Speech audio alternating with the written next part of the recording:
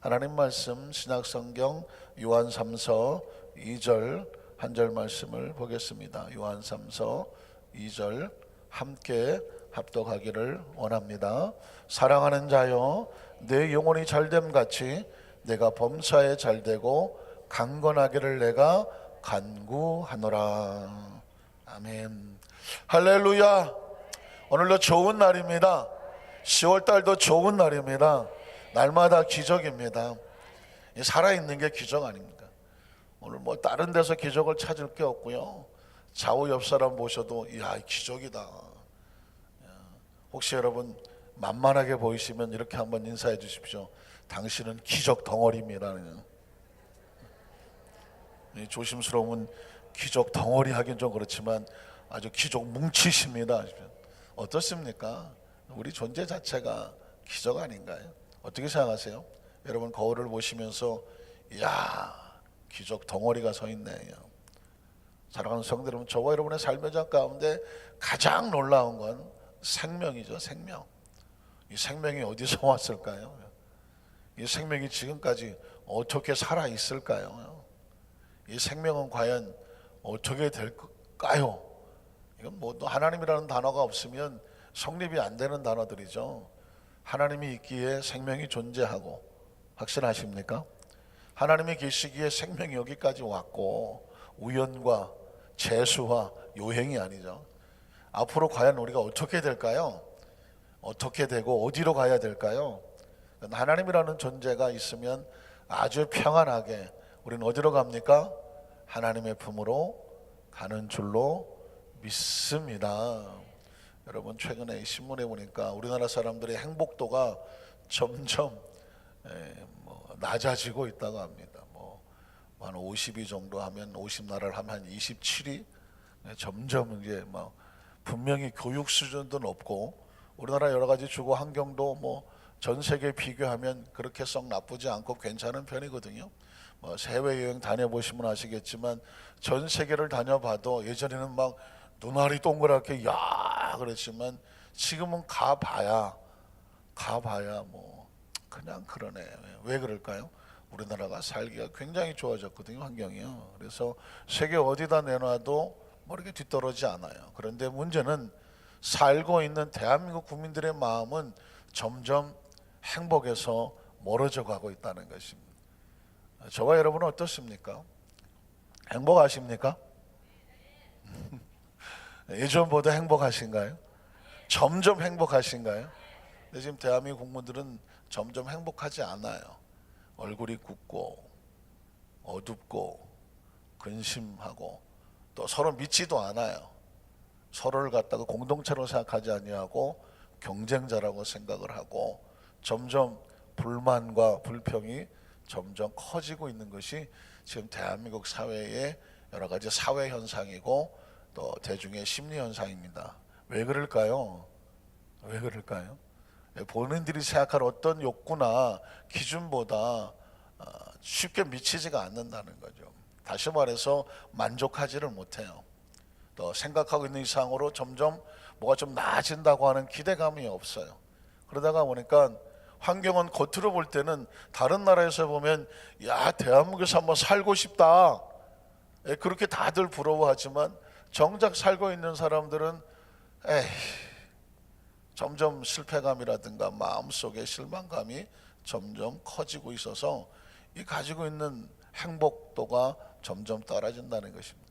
결국 행복이라는 것은 외부에 있지는 않아요. 어디에 있나요? 내 마음에 있어요. 마음에 있습니다.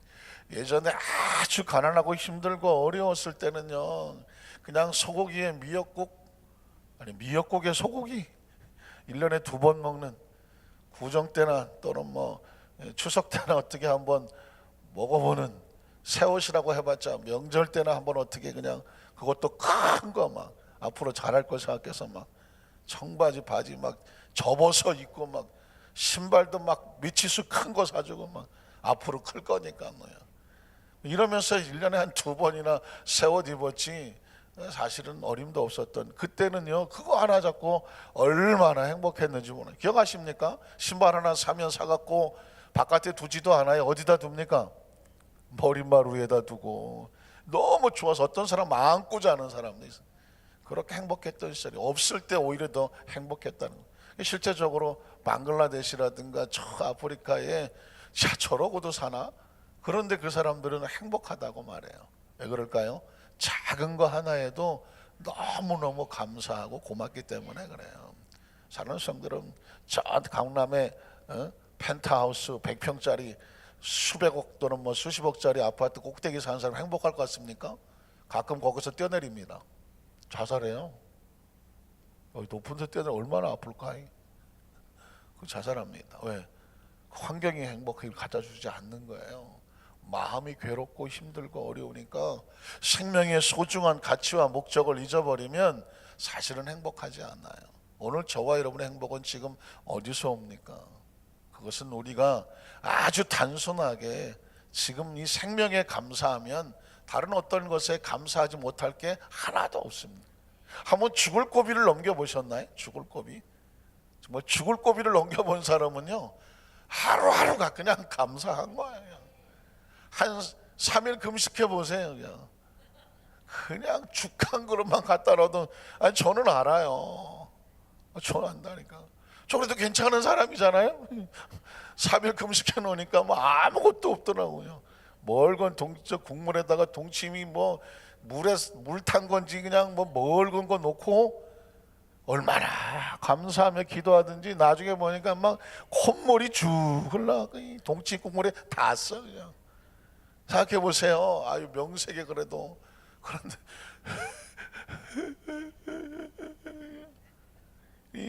그 국물 한 그릇 달라고 역사적인 순간이야. 막 콧물은 질질 흘려도 닦을 생각도 없어. 왜? 너무 감사해요. 한순간에 여러분 진짜 그거 하나면 아무것도 필요 없어. 그 순간에 뭐가 필요하세요?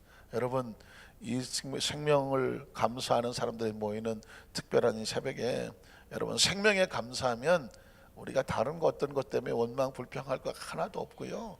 생명이 있어야 다 필요한 거지 뭐 생명 없으면 아무것도 필요 없어요. 그래서 여러분 이 세상에서 가장 소중한 존재가 누군지 아세요? 내가 제일 소중한 거예요. 어떻게 보면 이기주의로 보일지 모르지만 여러분 명심하세요. 여러분의 가정에서 가장 소중한 사람은 여러분 자신이에요. 아유 내 남편이 나는 물론 남편 귀중하죠. 내 아내를 위해서 목숨 귀중하죠. 부모님도 귀중하고 자식도 귀중해요. 그러나 그것도 누가 있어야 돼요? 내가 있어야 돼요. 내가 있어야 아내도 있고 남편도 있고 부모도 있고 자식도 있는 거예요. 이 이야기는 뭐냐면 이기적인 것이 아니라 자신을 소중하게 지키고 늘 감사하는, 내 아내가 소중하면 내가 감사하는 남편이 되면 아내는 행복하지 않겠습니까? 어떻습니까? 내가 내 남편에 감사하면 그런 감사한 아내를 두는 남편은 행복하지 않겠습니까? 내 부모가 감사한 자식을 둔 부모는 얼마나 행복해요? 내 자식이 참 감사하다 생각하는 부모, 그 자식은 또 얼마나 감사해요. 그 얘기는 뭐냐? 서로 이런 감사의 신앙으로 무장을 해야 어떻을까요? 온 가족이 행복. 내가 감사하지 않으면 온 가족이 행복하지 않아요. 내가 감사하면 온 가족이 행복하다는 것입니다. 자, 오늘 순복음의 신앙에 대해서 말씀을 나누는데 순복음의 신앙 가운데에 삼중 축복이란 하는 거죠. 한번 따라하실까요? 삼중 축복이란, 예전에 삼박자 축복이다라는 표현도 썼는데요. 삼중 축복이란, 그래서 세 가지 축복이 있겠죠. 그래서 오늘은 첫째째로 영혼이 잘 되는 축복입니다. 한번 따라하실까요? 영혼이 잘 되는 축복. 혹시 여러분 뭐 교단, 그죠? 뭐 장로교, 뭐 감리교, 성결교, 침례교, 구세군, 뭐 그리스도교, 뭐 보수 교단들을 얘기하는 것입니다. 그 외에 뭐 통일교나 뭐 무슨 뭐 여호와의 증인, 이런 이제 이단이라고 말하죠. 기독교의 형식은 가졌지만 끝이 달라. 이단이란 뭐냐면 다를 이 끝단이야. 겉으로 볼 때는 교회 같이 보이는데 나중에 가보니까 다 교주가 있어. 자기가 하나님이고 자기가 성령님이고 자기가 재림 예수야. 이런 교단은, 이런 데는 이단이라고 말을 하는 것입니다. 자, 그러면 이 보수교단은 정통 보수교단이라고 말하는 장로교, 감리교, 뭐 성결교, 구세군, 그리스도교, 또 뭐 성공회까지, 그리고 우리 순복음, 이런 교단들은 뭐가 다를까요? 교단과 거긴 서로 주장하는 어떤 강점적으로 중요시 여기는 어떤 그 중요점이 좀 다르죠. 그래서 우리 순복음은 가장 강력한 게 성령 운동이죠. 오순절날 교회가 탄생을 하면서 그 이루어진 성령 운동을 강하게 주장하는 것이 바로 우리 순복음인데, 그래서 영어로 펜티코스탈이라는, 펜티코스탈은 바로 오순절주의라는 것을 말하고 있습니다. 우리는 강력하게 성령을 주장하죠. 왜냐하면 성령이 교회를 세웠죠. 성령이 선교하게 하죠. 성령의 역사가 나타나죠. 예수님도 성령을 통해서 귀신을 쫓아내고 병든 자를 고치셨다고 말씀하셨고요. 예수님 너희가 성령을 받아라, 성령이 받고 능력 받고 모되라, 증인되라. 믿으십니까? 그러니까 우리 순복음에서는 오순절 이 성령의 역사에 대해서 강하게 주장을 하는데, 특별히 이 순복음에는요 신앙이 있습니다. 우리 순복음교회 성도들은 7대 신앙으로 무장한다고 말하죠. 지난달에 이 순복음의 7대 신앙에 대해서 말씀을 나눈 기억나시나요? 감사해요. 다음 달에 또 7대 신앙에 대해서 날마다 새롭죠. 한번 따라하세요. 갈보리 십자가의 신앙. 그러니까 모든 어느 교단도 마찬가지지만 기독교는 어디서 출발하냐면 갈보리 십자가의 신앙에서 출발하는 거예요. 왜? 예수 그리스도, 기독교가 뭘까요? 그리스도교. 그리스도를 한문으로 말하면 기독이라고 쓰는 거거든요. 기독교란 뭐냐면 그리스도를 한문으로 적어서 기독교 하는 거죠. 그리스도교, 예수교. 갈보리 십자가의 신앙이에요. 그리고 아까 말했던 오순절 마가다락방이요. 예수님께서 오순절 마가다락방에 그 120문도에게 약속하셨잖아요. 이제 내가 가면 다시 와서 또 다른 보혜사가 너희 가운데 함께 할 거다. 오순절 마가다락방의 신앙. 그 다음에 땅끝까지 복음을 전하는 신앙. 왜? 예수 믿고 성령 받고 우리가 할 건 뭐냐? 복음 전하고 선교하는 거거든요. 그런데 무엇을 전하느냐? 좋으신 하나님 믿으십니까? 병을 짊어지신 하나님 어떠십니까? 그리고 다시 오실 예수님, 세 가지를 전하죠. 그리고 우리의 삶에 크리스천의 삶의 모습이 뭐냐? 나누어지는 신앙으로 나누어지고 구제하고 헌신하는 신앙. 그래서 순복음의 7대 신앙이라고 말합니다. 자, 신앙의 바탕의 모습의 일격과 신앙이 가지고 있으면 우리는 어떤 복음을 믿느냐? 오중복음이라고 하죠. 오중복음. 한번 따라 하실까요? 오중복음. 5가지 복음 말하는 거죠. 복음 무엇은 믿느냐? 한번 따라 하실까요? 죄사함의 복음, 용서의 복음이죠. 하나님은 죄를 사고 우린 용서받으니까 죄사함의 복음 또는 용서의 복음이라고 말하죠. 그리고 자, 계속 우리는 강조합니다. 성령 충만의 복음, 치료의 복음, 축복의 복음, 재림의 복음. 우리는 이 5가지 복음을 믿고 전하는 것입니다. 그 중에서 특별히 이 축복의 복음을 3가지로 나누면 어떤 축복을 받느냐? 영혼이 잘 되는 축복, 범사가 잘 되는 축복, 강건해지는 축복. 그래서 이 3중 축복 또는 3박자 축복이라고 말하는 것이죠. 그래서 오늘은 3일 동안에 이 축복에 대한 관점을 나누는데, 축복 중에서 3가지. 그 첫 번째는 영혼이 잘 되는 축복이다. 첫 번째로 영혼이 왜 잘 돼야 되느냐? 안타깝게도 아담과 하와의 범죄로 말미암아 가장 치명적인 것이 뭐냐면 영혼이 타락하고 영혼이 죽고 하나님과 분리됐다는 것입니다. 인간에게 가장 소중한 것, 다 소중하지 않을 수 없겠죠. 영도 중요하고 혼도 중요하고 마음도 중요하고 육신도 중요하죠. 왜? 육신이 없으면 영혼이 움직일 수가 없지 않습니까? 그러나 사실 육신은 벗어질 것이고 마음도 육체 안에 느끼는 감정이라고 한다면 영혼이 사라지지 않는 영혼이 중요하죠. 그러니까 가장 우선순위는 뭐냐면 영혼이 잘 돼야 돼요. 영혼이 살아 있어야 돼. 하나님과 온전한 관계가 돼야 되지 않겠습니까? 그런데 하나님과의 관계가 무너지면 영혼이 타락하고 영혼이 죽는 것이죠. 그래서 여러분 창세기 2장 16절로 17절을 보면 영혼을 지키는 방법이 나옵니다. 야훼 하나님이 그 사람에게 명하여 이르시되 동산 각종 나무 열매는 내가 임의로 먹되 선악을 알게 하는 나무의 열매를 먹지 말라. 내가 먹는 날엔 반드시 뭐하리라?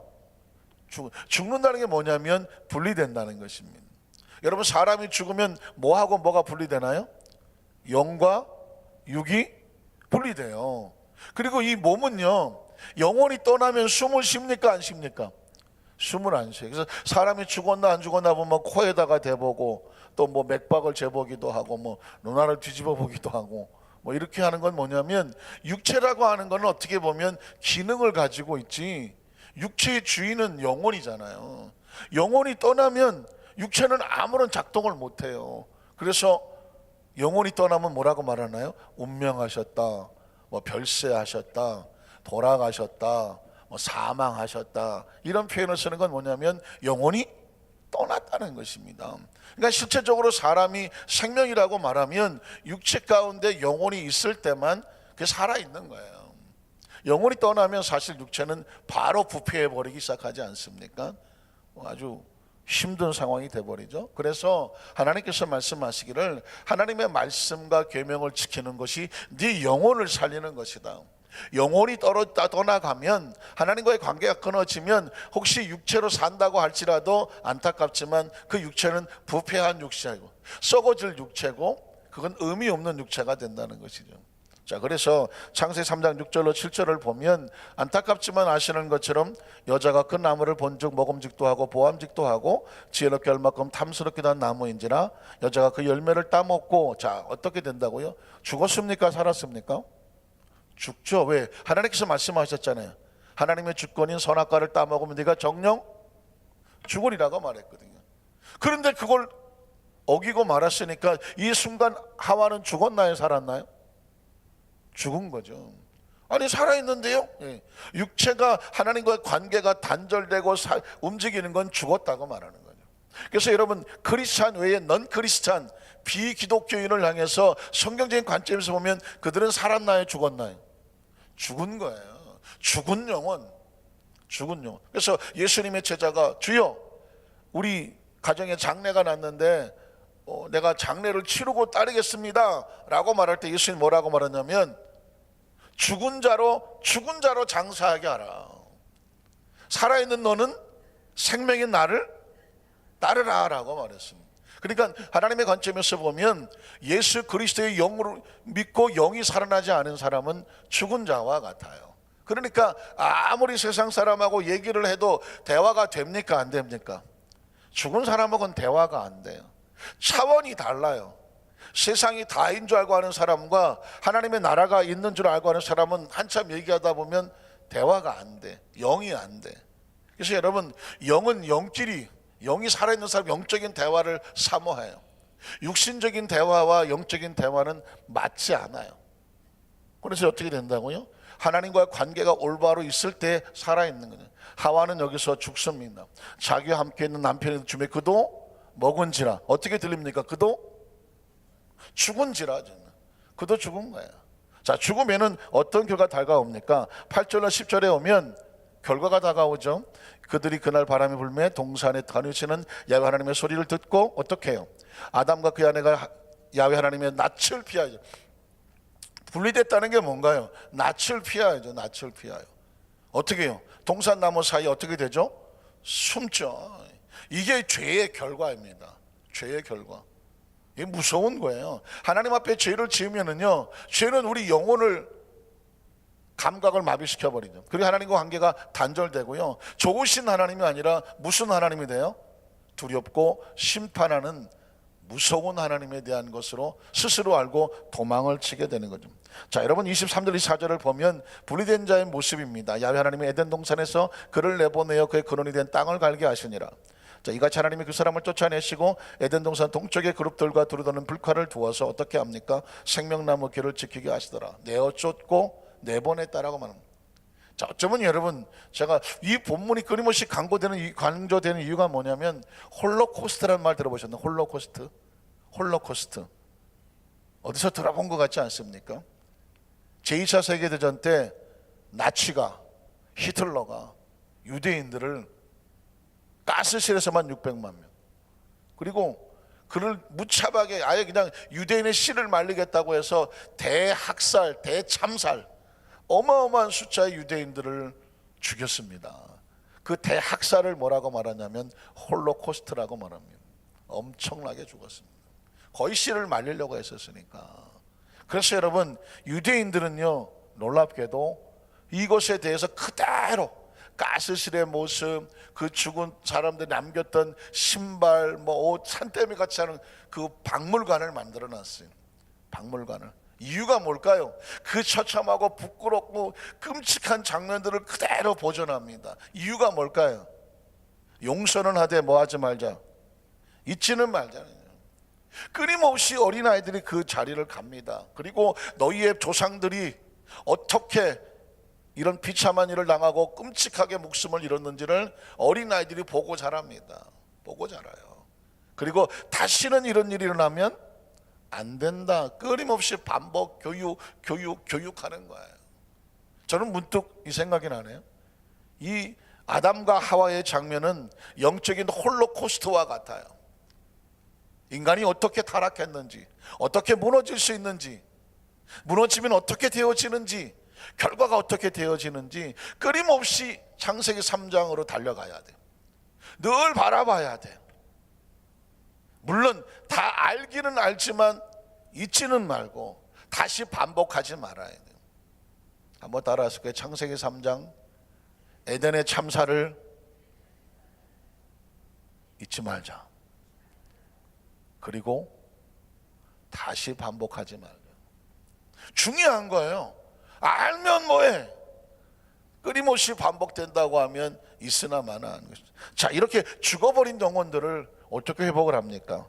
저는 두 번째로 예수 그리스도로 인하여 회복되는 하나님과의 관계의 모습을 봅니다. 마태복음 1장 21절은 그래서 중요한 것입니다. 아들을 낳으려니 이름을 예수라 하라. 이는 그가 자기 백성을 그들의 죄에서, 죄는 영혼이 죽은 거죠. 타락한 거죠. 하나님 관계가 끊어진 거죠. 거기서 어떻게 한다고요? 건져내는 거예요. 끊어진 다리를 이어주고 끊어진 관계가 회복이 되어지고 잃었던 그 하나님의 자녀에 대한 영권을 회복을 하고 그 관계가 회복이 되어지는 거죠. 그래서 예수 그리스도가 구원자라고 말하는 것입니다. 이게 아주 중요한, 이건 예수님이셔야만 가능합니다. 마가복음 2장 9절 10절에 보면 중풍병자에게 뇌죄 사함을 받았느니라. 예수님은 다니시면서 죄를 사했어요. 왜? 죄가 사해야 뭐가 되나요? 하나님의 관계가 회복이 돼요. 중요합니다. 죄가 용서를 받아야 돼요. 그 용서에 대한 확신이 없으면 늘 불안하고 초조하고 죄책감에 술을 쳐드시거나 죄책감에 도박에 빠지거나 죄책감에 다른 어떤 것에 중독이 돼버리고 말해요. 대부분 중독되는 사람들은요, 그 가슴속에 굉장한 죄책감들이 있어요. 남이 알지 못하는, 그걸 어떻게든지 잊어버리려고 하는 거예요. 잊어버리려고. 그러나 여러분, 죄는 잊어버린다고 해서 잠시 중독에 빠져서 감각으로 무딜지는 모르지만 하나님과의 관계 회복되지 않으면 절대로 죄는 없어지지 않아요. 용서를 받아야 돼요.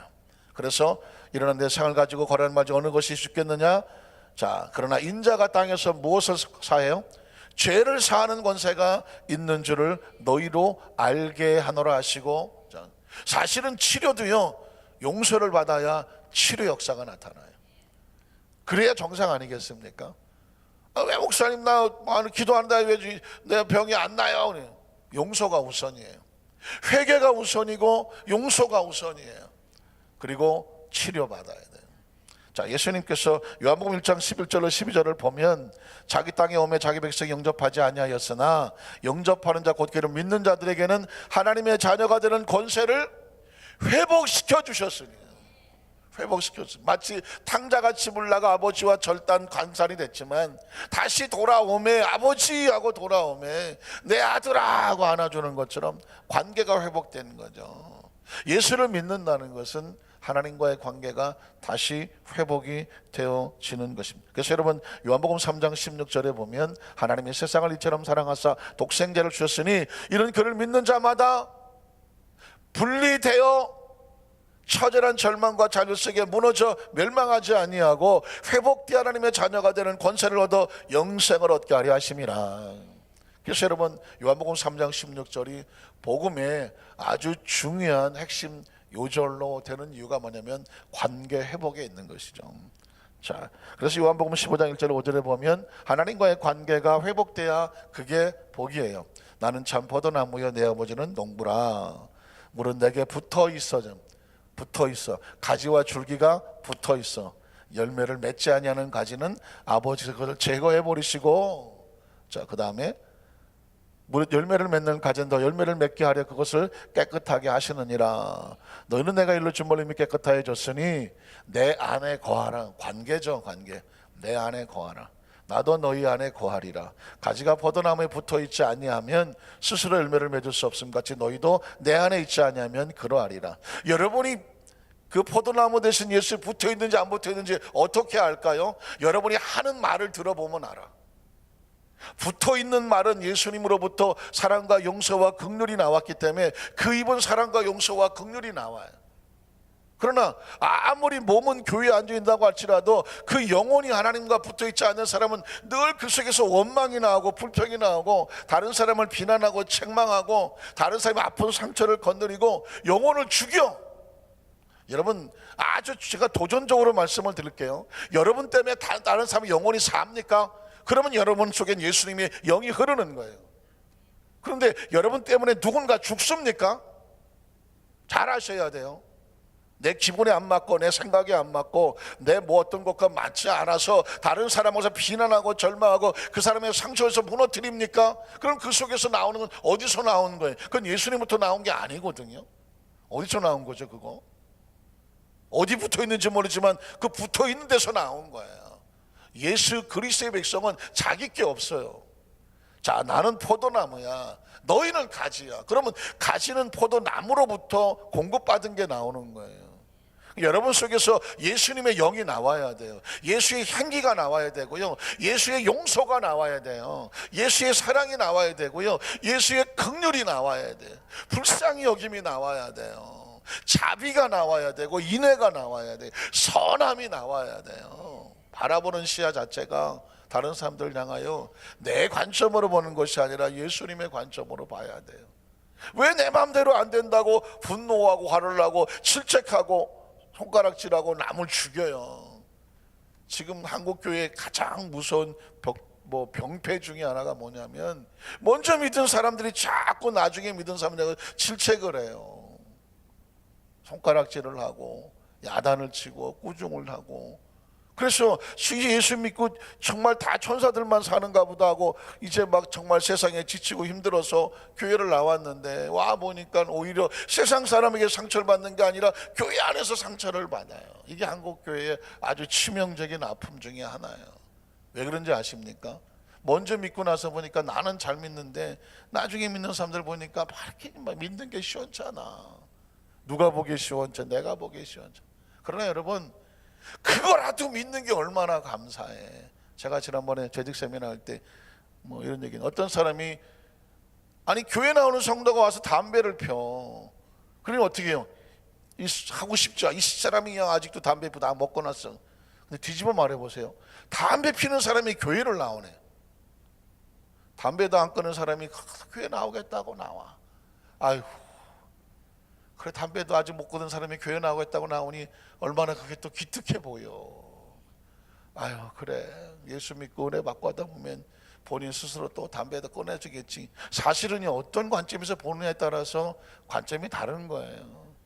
어떤 사람이 그냥 쓰레빠짝에 그냥 옷도 허름하게 하고 교회에 와서 앉아있어. 어떤 사람이 볼 때는 아니 주일날 예배 드려온 사람이 옷을 깨끗하게 입고 와야 맞는 소리야. 하지만 그 사람은 그렇게 가다가 갑자기 마음에 복장은 준비가 안 됐지만 하나님 마음에 기도하고 싶고 예배드리고 싶어서 달려 나왔어. 옷도 제대로 못 입은 사람이 교회를 나오네. 그러면 얼마나 긍휼히 여겨져, 불쌍히 여겨져. 여러분 보세요. 사실은 우리가 우리 속에 나오는 관점과 언어와 그리고 행동과 모든 사고와 기준은 우리 속에 뭐가 나와야 돼요? 예수님의 영이 나와서 예수님이 바라보듯이 우리가 서로 어떻게 해야 돼요? 바라봐줘야 돼. 바라봐줘. 중풍병에 걸려서 무형 침삭에 끌려온 그 사람을 볼 때 예수님께서 소자야 안심하라, 네 죄사함을 받았느니라. 사랑하는 성도 여러분, 서로 바라보면서 용서해주고 긍휼을 해줌으로 말미암아 그분이 우리를 그렇게 용서해줬던 것처럼 우리도 그렇게 긍휼히 여겨줘야지. 여기서 만약에 어떤 잣대를 가지고 바라봐서 한 놈 두 놈 다 쳐버리면 남을 놈 하나도 없다니까. 우린 다 죄인이잖아요. 다 죄인이야. 누가 누구를 해서 손을 던져. 그래서 지금 아주 중요한 것은 어쩌면 마지막 시대에 하나님께서 정말 믿는 자를 보겠느냐, 믿음을 가지고 예수를 닮아가는 사람들을 찾아내고 있는지 몰라요. 어떻게든지 우리 안산교회 성도들은 서로서로 긍휼히 여기고 불쌍히 여기고, 그래서 영혼이 잘 돼야 그 속에 하나님의 영이 흘러나오고 예수의 영이 흘러나와야 예수님이 포도나무, 우린 가지야. 가지는 스스로 열매를 맺지를 못해. 스스로 무슨 양분과 수분을 끌어올리지 못해. 우리 속에서 나오는 것이 하나님께서 원하시는 그런 사랑과 용서의 긍휼의 모습으로 나를 통해서 또 많은 생명들이 살아나고 용서받고 불쌍히 여김 받고 긍휼히 여김 받아서 그냥 그 사람만 만나면 너무 편안하고 너무 부드럽고 따뜻하고, 정말 내 속에 있는 얘기를 해도 그분은 나를 정죄하지 않고 살아온 어떤 길을 열어줄 수 있는 상담의 길로 기도해 줄 것 같아서 바라보면 바라볼수록 따뜻한 우리 안산교회 성도님들, 정말 영혼이 잘 되는 축복을 받는 우리 성도님 되시기를 주님의 이름으로 축원합니다.